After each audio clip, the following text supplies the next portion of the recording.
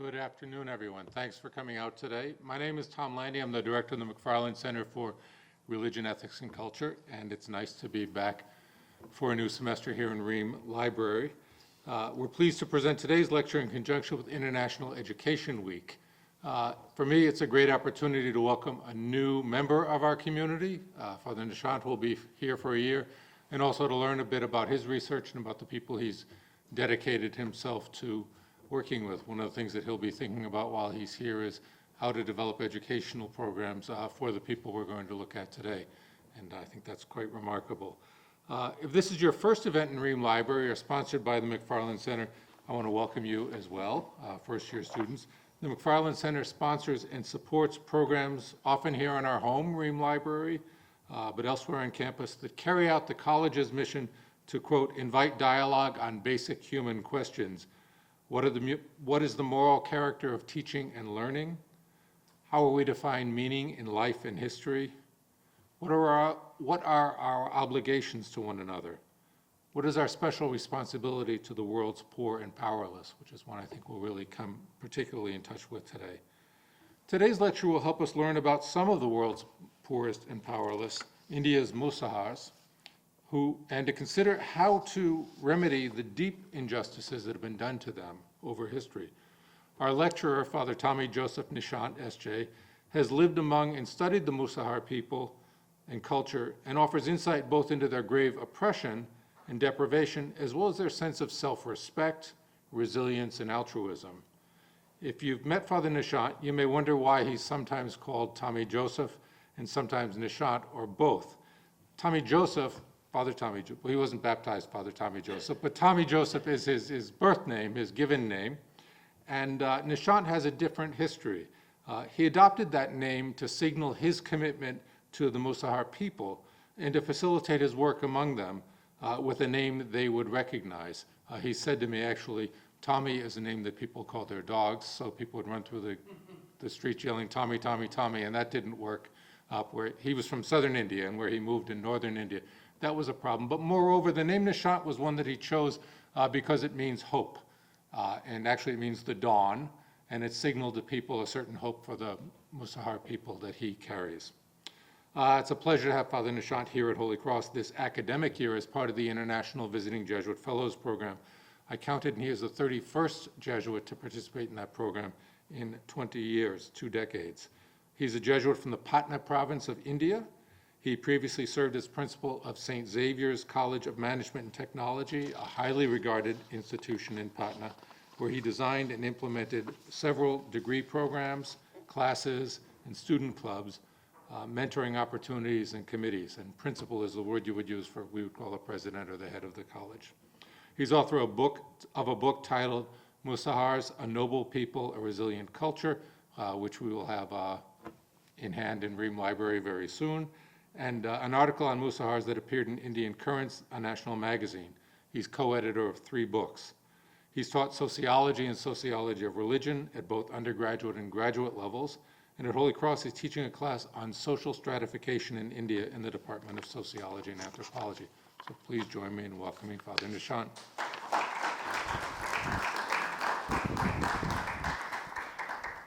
Thank you, Tom, for introducing me and welcoming me. And so I'm grateful to all of you for giving me this chance to speak to you, to the Department of Religion, Ethics, and Culture, and also to my Jesuit community. My Jesuit members are here, and also to Holy Cross for running this International Visiting Jesuit Fellow program. That's, as he said, and I'm here because of that. So without wasting time, I go into the topic. He has already introduced the Musahars. Musahar is the term. And during my talk, you will come across words, terms, which are typically Indian and also Hindi. Hindi is the language mostly of the North Indians. So you may find it difficult, but I hope you can ask me questions in case you don't follow me, and we'll go along. So this is a kind of a cluster of villages, a cluster of families. We call it Tola. About 80 families were there, and I stayed in this village or in this tola. And this is a photograph of 1989. And my sharing today is from two sources.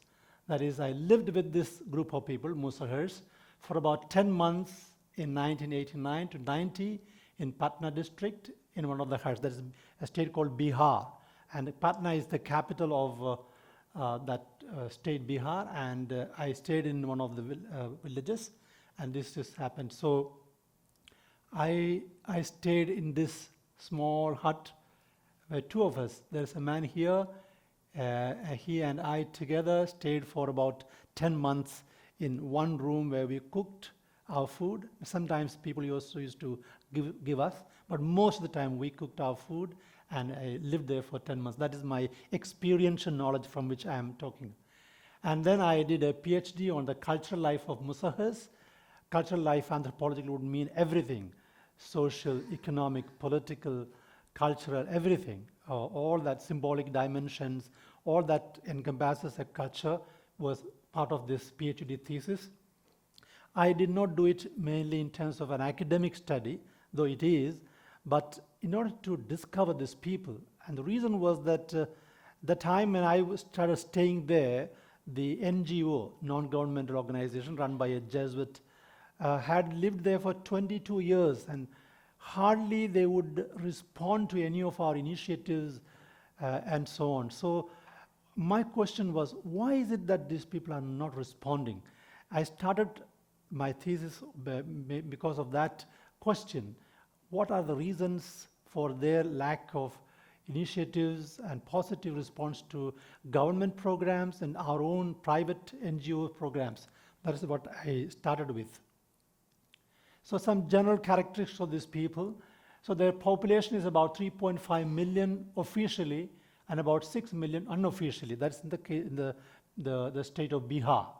Most of them are found in Bihar. The rest are found in Uttar Pradesh, UP, Jharkhand, West Bengal, Assam, Tripura, and in Nepal too. Nepal is another country, but adjacent to bordering with Bihar, and therefore they are there too. This is the, when I say 6 million, unofficially it is of Bihar only.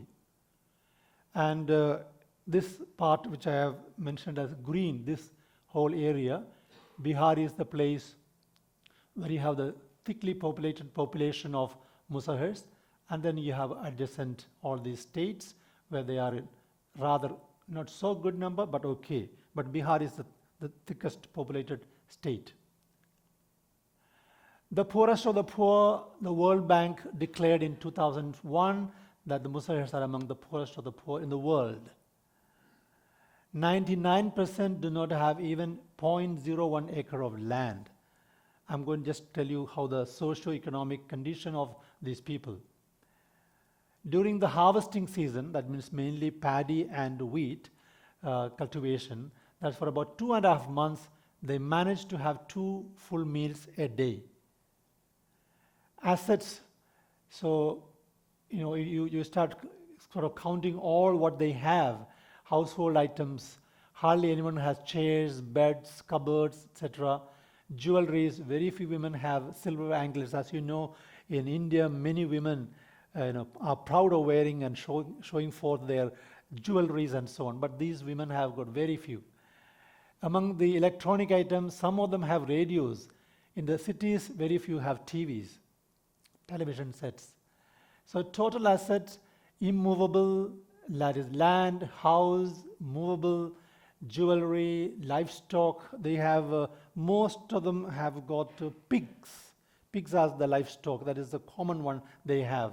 Very, very few of them have got goats and buffaloes, but the livestock is the utensils, tools, household items, electronic and communication gadgets, transport items like cycle, motorcycle, bank deposits. So I consider all these and studied 3 villages of 3 different subcultural area at a distance of about, say, 200 miles at least. And I studied these 3 villages where they were. And I found the 229 households I surveyed. And two villages had rather good land holding, so I chose them, though that is not the case often. And the average asset per household was rupees 38,226. That is in 2004 when I did the study, which will be equivalent to $880. $1 in 2005 was 43.5 rupees. Now today it is 80 rupees. $1 is equal to 80 rupees. So things have not changed much because my rupee is undervalued. And if you take average income per month from farm produce, wages, livestock, jobs, business, self-employment ventures, of this 229 households surveyed, the average monthly income was found to be rupees 1,371, and that happens with $32. Again, the same calculation, 43.5 rupees in 2005. Average expense, that also we need to. Considering food, hardly 5 rupees per person per day, and national average for the poorest of the poor at that time was found to be rupees 9. Then the medical, clothes, utensils, tools, furniture, jewelry, expenses on marriage, funeral, you don't believe, they have to feed the whole, the village. So it is a very expensive affair to go through a funeral service. Interest of the loan, fuel, intoxicants, savings, hardly any savings. And so considering all these, of these 229 households, average expense per month per household was rupees 1,806, that is $42. And if you remember, it was $32 of the income and $42 is the expense. So obviously they are into debt. A budget out of balance. All the essential commodities cost 3 or 4 times more than it used to be. But the wages of the unskilled laborers have not increased proportionally. That's speaking of today, if you want to see their situation. When a Musahar is to be bailed out, his or her lawyer has a hard time to convince the judge that other than pigs and goats, she or he has nothing for security. As per the Indian judicial system, you have to have certain money or something as a security, and they have hardly anything. Victims of starvation in a year for 6 months, they can afford to have only 1 meal a day. For about 3 months, adults go hungry consecutively for even 2 to 3 days. But rarely anyone dies of starvation. Why? They have become scavengers, women cleaning up entrails, skins, etc. of chicken which they buy for rupees 10 a kilogram. They buy from where the chicken are sold. They go to the shop and then buy this, and they can see them cleaning out. Then women picking up potatoes thrown out of cold storage. They wean the potatoes in the cold storage and they throw them out. So these women go and pick up whichever is somewhat good, which is edible. Field rats are their delicacy. They do catch rats, and that's the name came. Moose means rat, the field rats. And har means to kill. So those who kill rats or those who eat rats. So that's the name, the etymology of the name is Musahar, means those who eat rats, the rat eaters community. In the caste system, they are the lowest. Their houses, most of them have mud houses, and some have been lucky to receive Indira Awas, that is a government-sponsored housing scheme, and most of them, you see as this house, they don't have doors and windows. They got some money from the government and then they built such houses. Some live in such huts also. There are different types of Musahars, and among them this is the poorest, and they go around like wandering from place to place, and this is one of those I found them. Some Musahars are not called even for agricultural works. That is the main work, the seasonal work, the laborers can be involved, but what they do, therefore some of them go with an instrument called Rama, that stick-like thing. They have got a spear at the end of it, and they go for catching rats, cutting fallen trees and selling them, digging out medicinal plants, etc. So obviously when they don't have enough work in Bihar, wherever they are, They migrate. But what happens? Because of low wages in rural area, as low as $2 to $3 for 8 hours of work, they migrate. Demand for agricultural labor being seasonal, only twice, maybe maximum 2 to 3 months in a year, or work available on an average per month in a year is about 13 days. So what do you do the rest of the time? So they go to other places, especially brick kilns, where they make bricks. That's where they go and work, because they are not skilled, they are not educated. Therefore, they go for such, manual labor, and they get very low paid. The landlords do not pay the wages on time. Even if you work on a day, they don't give the whole wages. Because one of the reasons is that if you give them the whole wage, the following day he may not come, he may not go for work. So the landlord keeps some money with them so that that person is forced to come again on the following day. Migration, a mirage. The Musahars end up coming back with very little money to their homes. They fall sick often. Sometimes they are looted on the way back. When they come back together, the other people, they know that these people are coming back from other cities or other places, so they loot them. The money lenders, from whom they took money before going, they wait for them at the bus stands and railway stations to collect their dues. And some of them are very fond of music, so they buy fancy things like radio, VCD, or something like that, and then they finish off almost all their money. Debt or death trap. At the time of sickness, marriages, funerals, most of the Musahars take loan from the money lenders. And the interest rate is 120%. So they calculate in terms of month. In a month, if I take 100 rupees from you, you give me back 110 rupees. So 10 rupees is the interest per month. So into 12 months, 120% is the... Most do not pay back. Therefore, they lose their land, if at all they have, utensils, jewelries, livestock, and so on. And one typical case was this: the Times of India, a newspaper in India, very famous newspaper, they reported this. This man borrowed 40 kilograms of rice 27 years ago.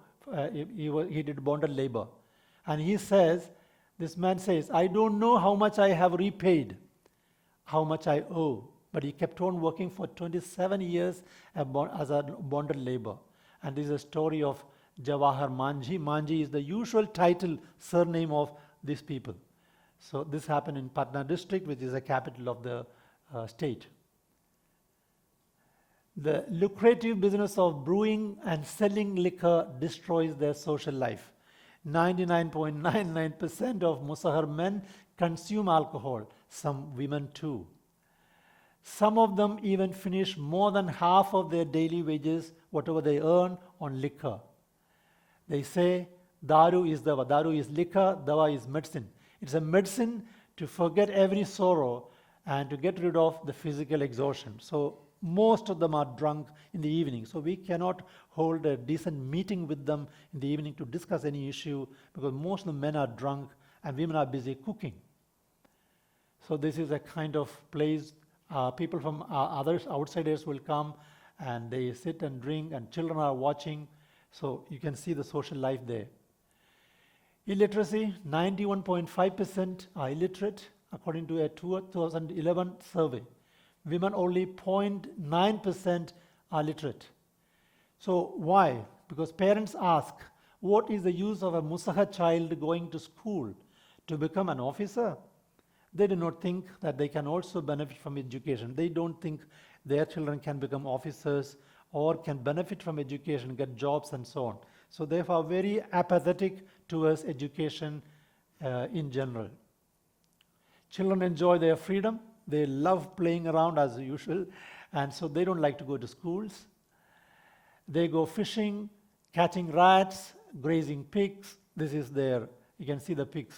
So sometimes 1 or 2 families together, and you can see the fishing rod, the village one, the ordinary one, and they go around fishing also. This is what children love to do, and they do it. Dropouts from the school are very high. This is a non-formal education center run by a Jesuit. The Jesuit is here. He's no more. He died of a stroke, but this is how they see under the tree, because they don't have a proper place to educate them. Sickness due to malnutrition. See this child, his stomach. Child marriage. This girl, hardly 11-year-old, she is already married. You can see the mark of what you call vermilion. That is a sindoor, we call it in Hindi. That red mark here. Here, this means this person is married. That's a sign in, especially in North India.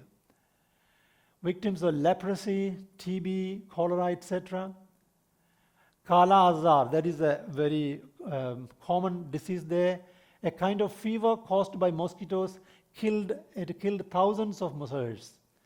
In one cluster of houses, I said a tola, of 101 households, 65 people died in 2 years because of this particular disease called Kala Azar. Infant mortality, more than half the children die before their 5th birthday, and therefore they don't believe in family planning. They will try to have as many children as possible because they are not sure how many will survive. So their logic is quite different from the development scenario, how we look at things, saying that if you have less number of children, we can give better education and so on. But they think in a different way because so many will not survive. This child in this woman's hand, the child got first in a baby show organized by an NGO which I was working with, but that child died. So that's the case with many children. They are victims of oppression and violence by the so-called dominant castes. Lakshmaniya, this girl, a newlywed, was raped while returning with her husband from work. And nobody bothers because we used to work there. The NGO took up this case, filed case, and it goes on. Many years, the court case goes on, nothing much happens. So this is part of their situation. Any resistance to the domination is met with the murder, burning their huts, etc. The burned house of a Musahar woman, she's sitting inside, and the dominant castes have burned it. In some places, they are known as criminals, denotified tribes. That's the British call them denotified tribes. And some of them are, and some part of the Bihar, these Musahars are also known as criminals. This man has gone to jail 7 times. And there are only 3 men about 20 years old who have not been jailed in his village. Only 3 men of many. For any dacoity or murder, the Musahars are suspected. They are the easy suspects, so the police goes there, arrests a few of them, and put them in jail, and then maybe bailed out later. The social outcasts, because they eat rats, and rat is a polluting animal as per Hindu religion, Hindu culture. Although one of the gods, Ganesha, it is the vehicle of Ganesha is a rat. I don't know how they can reconcile these two, but in general, people look down upon them because they eat rats.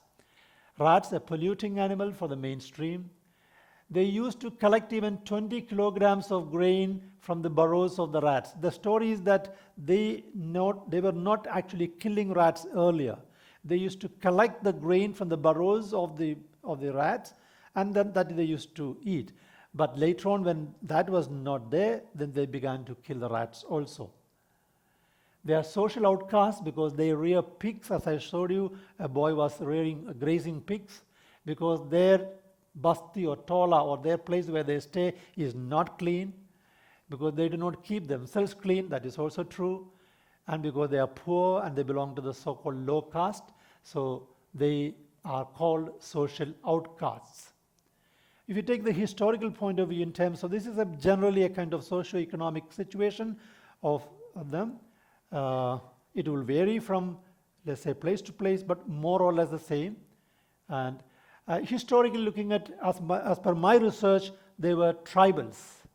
The census of 1877 records them as semi-Hinduized groups. So they were slowly being absorbed into the Hindu religion, Hindu caste system, cultural group, and they became semi-Hinduized in 1877. And I have found out through my research that they are an offshoot of the tribal group called Bhuyas. Bhuyas.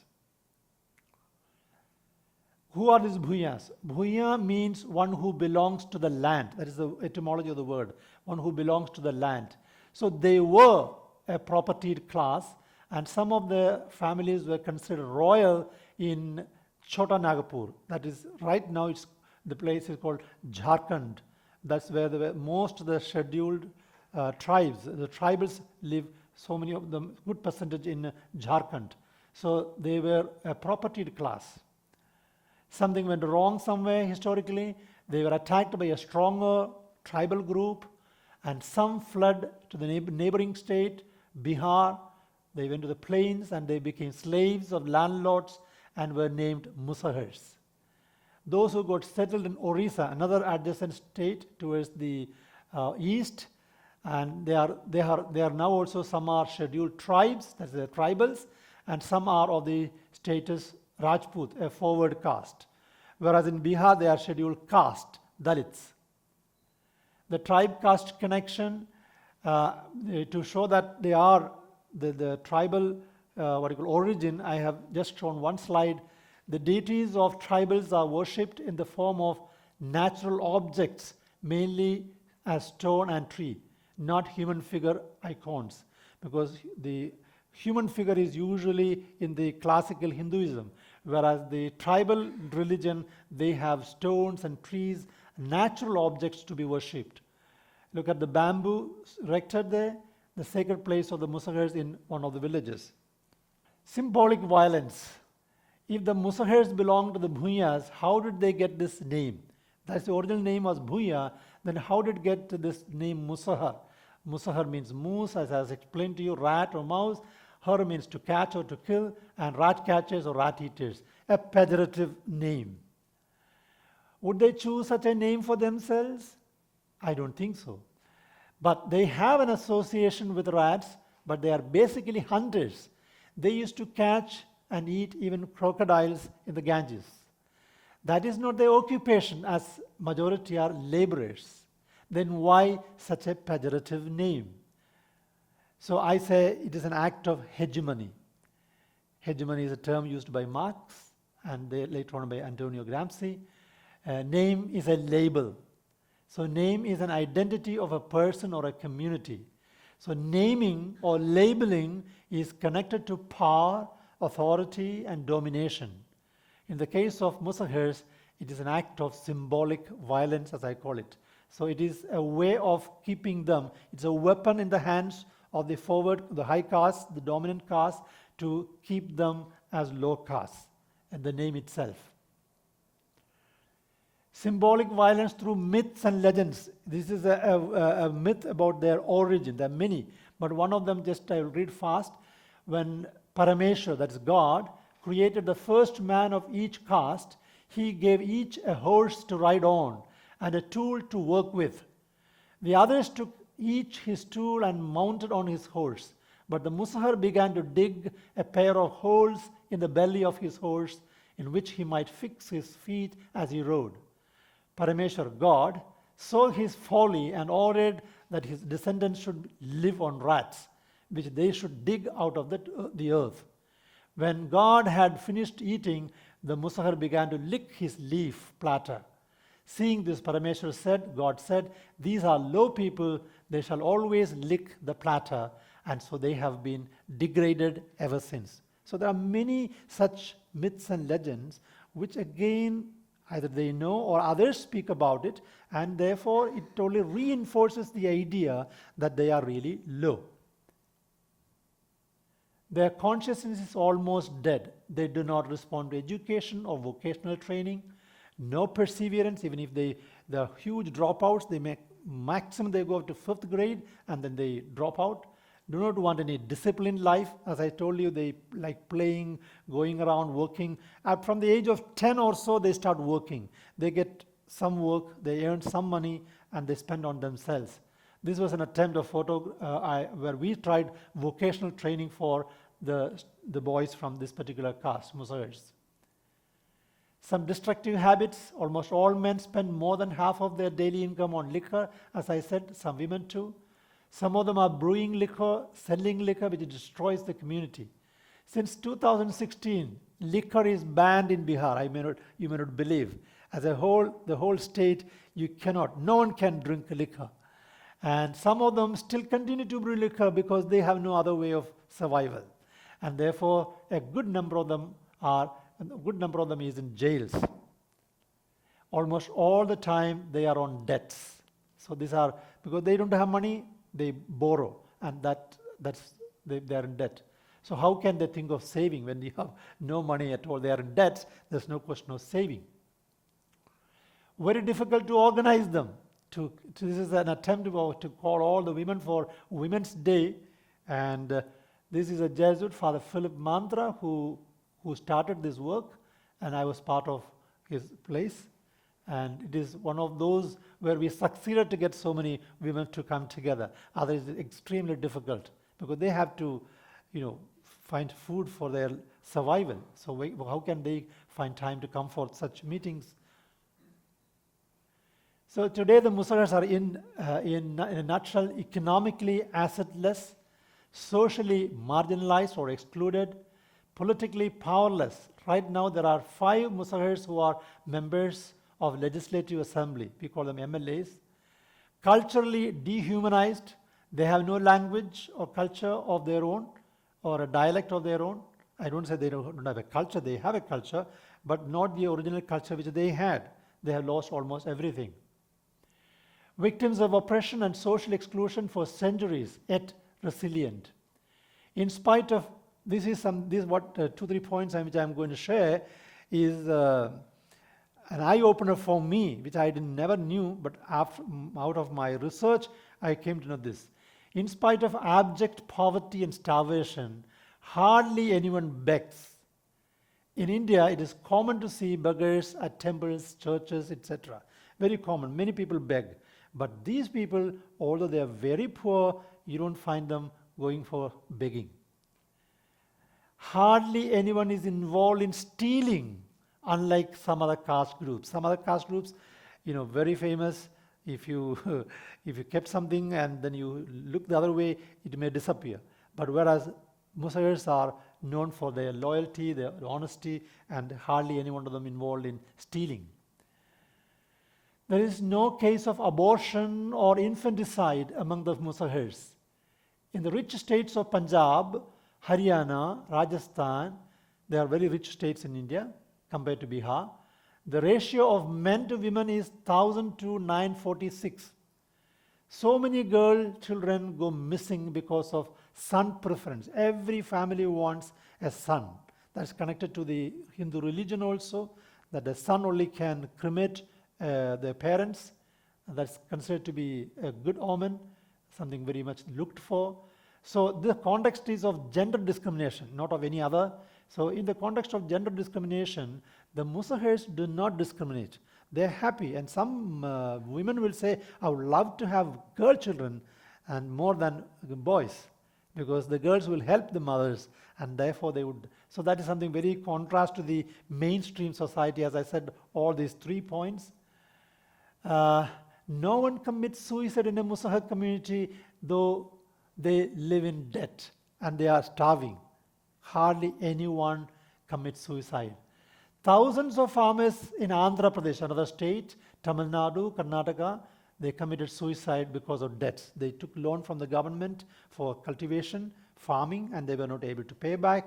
And many of them took pesticide, drank, and died. Thousands. And so, but this doesn't happen with our people. Kerala, the most developed state, has the highest number of suicides in India. That is the paradox. 8,556 suicides in the year 2019, and there are 35 million people in Kerala, out of which this is the highest in Kerala. Whereas these people who have nothing much to eat even, they don't commit suicide. Prostitution. when one is not able to survive, the easiest and quickest way to some respite is prostitution. In the case of Musahars, hardly any such case happens in rural areas, hardly anybody. In urban slums, there are a few cases reported because they sell liquor and then afterwards, this prostitution also sometimes takes place. Their own leaders have told me this. Noble people, people of great self-respect, very generous and kind. While doing my field work, a man who had a debt of rupees 10,000 served me dinner with fish, for which he spent 50 rupees. This is in the context of widow's mite. If you look, they understand that they have had nothing, but out of nothing they gave. So that's the kind of generosity I experienced when I went for field work. When I visited villages, they gave me a place to stay. I was a stranger to them. They didn't know me at all. And my way of speaking, they knew that I am not even from Bihar, but they had no problem to accommodate me when I was there. This is the kind of noble people they are. We have some superheroes from this particular group. You see that hat, and I explained to you, his name is Dasarath Manjhi. This man on his own worked for 22 years to make a road of 30 feet breadth, 30 feet height, and 300 feet length through a mountain. That is one. Then he walked from Gaya to Delhi through the railway track, about 684 miles, to spread the message of brotherhood. In that hat, you will see he has written his name, the village name, and some message for communal harmony. So that's something this great man did. And he is the man who is the actual man. I have met him, I have taken a photograph, interviewed him. His one left side, you see how he has been carving out this road from the mountain. And this is the situation now. The tarred road you see, and how high it is, 30 feet high, 30 feet broad, and 300 feet length. Long road it is. The distance to the nearest town got shortened by 56 kilometers. Since this mountain was there, to go for any medical help or any hospitalization, they had to go around for about 65 kilometers. And since he made this road, cutting the mountain, that became shortened by 56 kilometers. Just 6 kilometers, you are reaching the nearest town. Comparison between Dasarath Manjhi and Shah Jahan, the Mughal emperor who built Taj Mahal. I'm sure you have heard about Taj Mahal. They're one of the 8 wonders. Similarities. Both were motivated by the love for their wife. Dasarath Manjhi's wife went to reach food, and while coming down, she fell, and then later on she died. So, and same thing with the Shah Jahan. And both took 22 years to complete the work. This is the comparison, similarity. And dissimilarities, if you look, Shah Jahan had 20,000 people working for him. And he had plenty of resources. But Dasarath worked alone, and he sold his goat and chicken to buy a chisel and a hammer. He was ridiculed by people who called him mad. No support from the community, from the village, but yet kept on working. He was illiterate, the so-called low caste, and landless illiterate. So he did this great thing. So I think these are heroes, superheroes of that community. Another man, just 2 of them I'm introducing them. Superheroes in that list. Laungi Manjhi. What did he do? He is known as Canal Man. He worked alone for 30 years.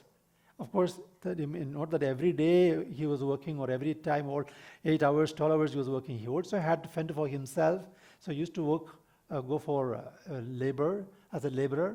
He used to get some wages. But most of the time when there is no work, he continued to work, and 30 years to dig a 3-kilometer canal to channel rainwater from mountains. So this is an arid area, not much rain. So when the rain is there, the water comes to some place, then a pond or so, then that will help the people. So that's why he is digging this canal. He is standing there, the water is flowing, and this is the man.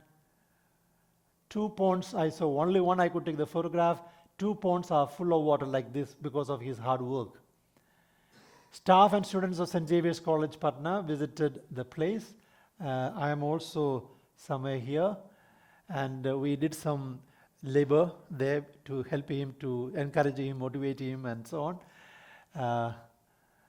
He unfurled the national flag on the Republic Day in our college, and we gave him an award, Xavier Pride of Bihar Award, and a cash award also. And there are some more stories. There are so many other stories of fighting for one's space, fighting for one's rights. Bhagavati Devi, a woman who worked in a quarry, became a member of parliament. Jyoti Devi, that's a photo of Jyoti Devi. She became a member of state legislative assembly. So these are all stories of superheroes and heroines. Meera Devi killed a man who raped her. So, the strength, she didn't want to let him go. She killed him. Altruism, a group of people who are excluded socially and marginalized for centuries. How do they think of the well-being of those who exclude them? What are they teaching us? Is there something more than economic prosperity, status, power, etc., with regard to life in general? This is a question we could ask ourselves. So I'm coming towards the end, but there is something delicious. One more plate for you. This is rat. Okay. Okay. Don't they look cute? Okay. Okay, so what next? So what is the strategy for their integral liberation? I call it integral liberation. First aspect, this is my own thinking. You can always ask questions and suggest also more. What is I call cultural revolution. So that is reconstructing a new identity by affirming their roots. That's the tribal identity. They were tribals. Their history, changing their name. They should choose a name by themselves which would give them respect. Not a pejorative name associated with rats, which is a polluting creature. Reinterpreting their myths and legends and proverbs. There are so many proverbs which put them down in a condescending way. They look down upon. Therefore, we need to reinterpret them or discard some of them. That's a very, very difficult work, academic work, which we have to do with them. Thus, change their worldview. What they think about themselves vis-a-vis the mainstream, that we need to change. And they need to have a new worldview. This is Max Weber's way of looking at things. I would look at this as cultural revolution. The second aspect, socio-economic political empowerment.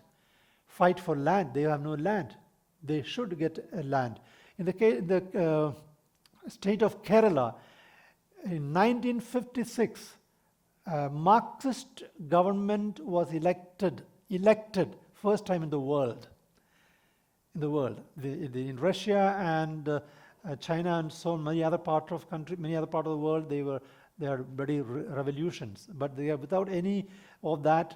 This was democracy, and therefore the elected communist Marxist government. And what they did was they gave to everybody who did not have land 10 decimal. Okay, 10 decimal. And that changed Kerala. Because now they can say nobody can take us out of the house. This house is mine. So that made a lot of difference. But that's not happening in other parts of the country. Education, that's what Tom was saying. One of my dreams is to have a different pedagogy. Paulo Freire speaks about pedagogy of the oppressed. Can I and some people who are interested, can we develop a pedagogy of the Musahars, that which will change their mindset, which will give them a new outlook, a new worldview. Health, saving schemes, stop brewing liquor, selling liquor and heavy boozing, and so all this fighting for land, one's rights, and that I'll call it as Karl Marx or Marxian view. So these two aspects can be visualized as the two wheels of a cycle, dialectically and dialogically interacting, because we cannot have only one. We need to have both to go together for their integral liberation. Thank you for listening to me. I have completed. You can ask me questions if there is.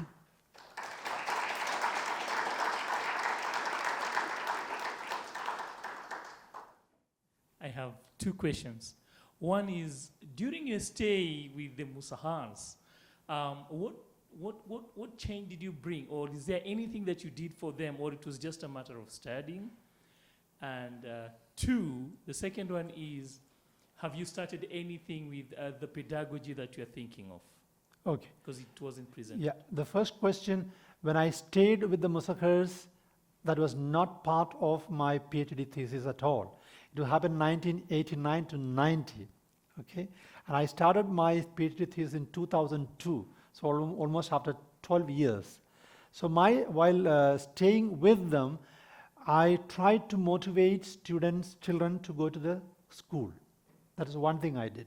Second, there were some cases of murder in the same place where I was staying. So I took the people to the police station and so on, filing a case. They're scared of police, scared, terribly afraid. So going with them, and I myself was new, I was doing my regency, I was 27 or 28 years old. I'd never been to a police station till then, but I went with them.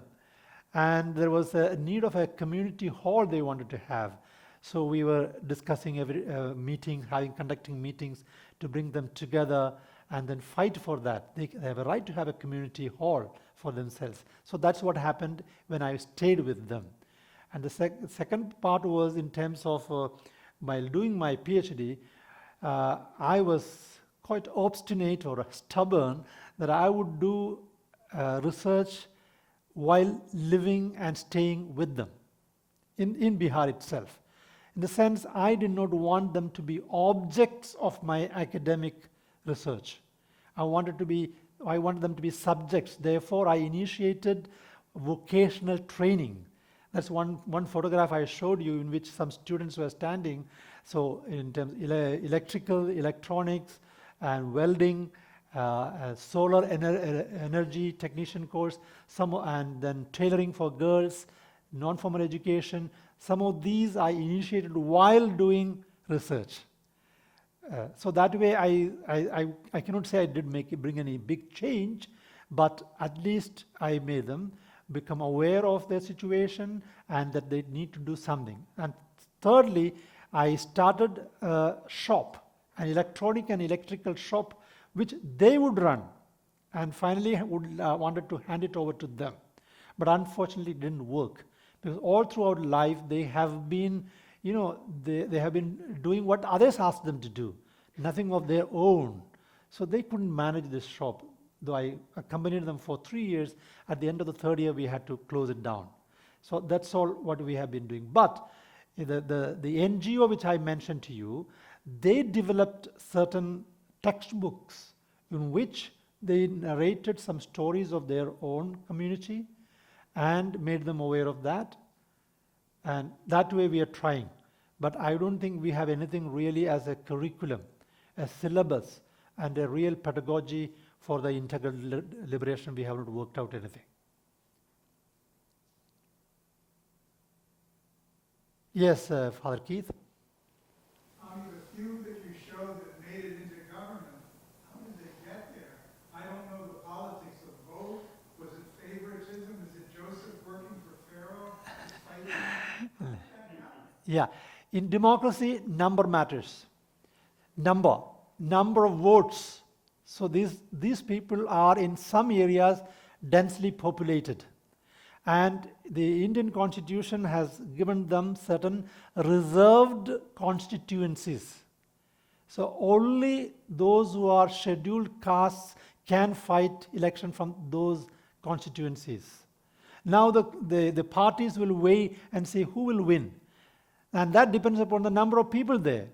So the particular constituency has got a majority Musahar vote bank.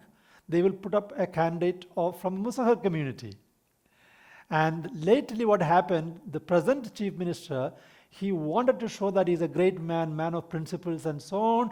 At one moment, for some reason, he resigned.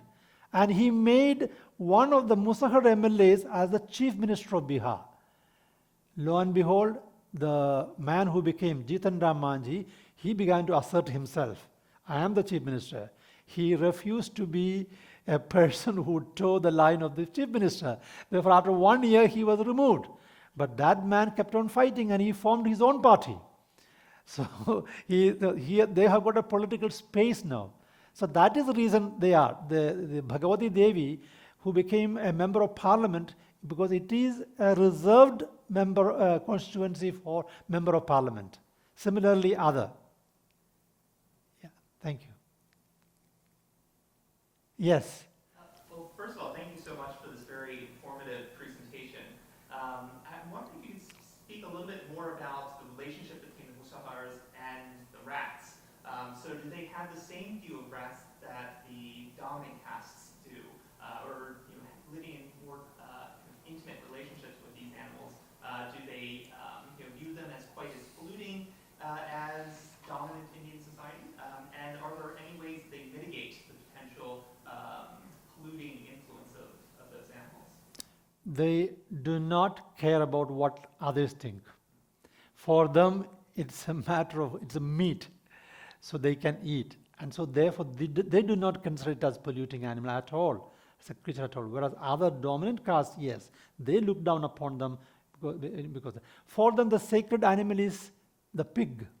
The pig. In their rituals, they kill pigs with a spear. They straight pierce it into the heart and they kill the pig, and the blood taken out of it is mixed with the liquor, and the priest, who is not like the Brahminical system priest, but their own priest of the, it can be a woman, it can be a man, and they drink all that.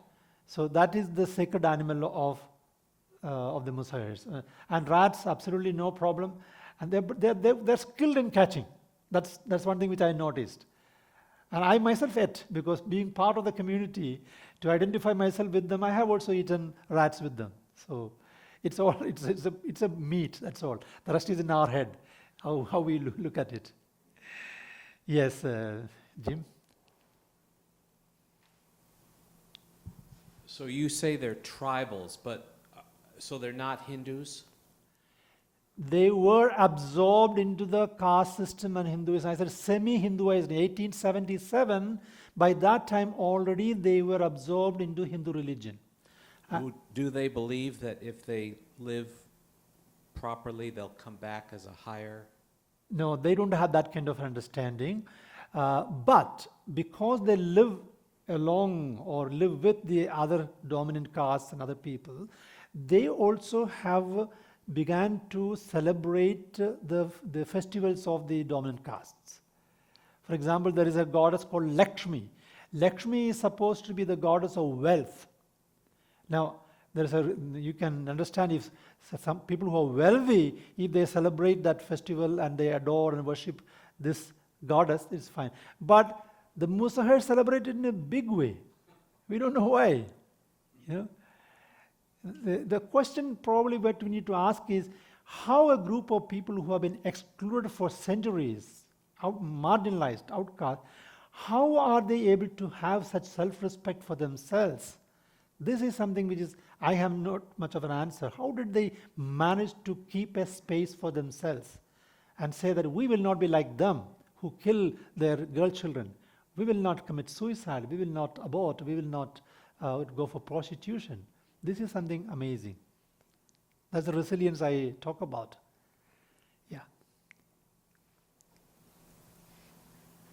We're fortunate we'll have you here for the year, so I invite colleagues, whether now different times questions or when you meet him along the way, to do any follow-up questions you have. So anyway, please join me in thanking folks. Thank you. Thank you. Thank you.